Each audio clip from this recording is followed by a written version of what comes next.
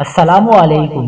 کراچی میں سمندری ہواؤں کا سلسلہ جاری، محکمہ موسمیات کی اہم پیشگوئی۔ کراچی میں موسم گرما میں ایک اور بحران پیدا ہونے کا خدشہ ہے۔ کیا آپ حالات حاضرہ سے آگاہی حاصل کرنا چاہتے ہیں؟ خبر کے پیچھے چھپے اصل حقائق جاننا چاہتے ہیں تو ابھی سبسکرائب کیجئے جلمل پاکستان کو اور ساتھ ہی گھنٹی کے نشان پر کلک کر دیں۔ آپ کو بتاتے چلیں کہ محکمہ موسمیات نے کہا ہے کہ کراچی میں سمندری ہواؤں کا سلسلہ جاری ہے، جس کے باعث صبح کے اوقات میں خنکی رہی اور کم سے کم درجہ حرارت 19 ڈگری ریکارڈ کیا گیا۔ دوسری جانب کراچی میں موسم گرما میں پانی کا سنگین بحران پیدا ہونے کا خدشہ ہے۔ شہر قائد میں پانی کے کوٹے میں 13 کروڑ گیلن پانی کی چوری، رساؤ 32% یعنی 18 کروڑ گیلن تک پہنچ گیا۔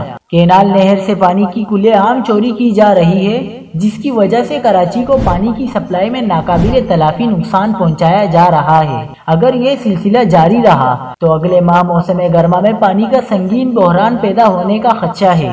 کراچی میں پانی کی یہی صورتحال برقرار رہی تو شہر کے مختلف علاقوں میں فسادات ٹوٹنے کا خطرہ بڑھ جائے گا۔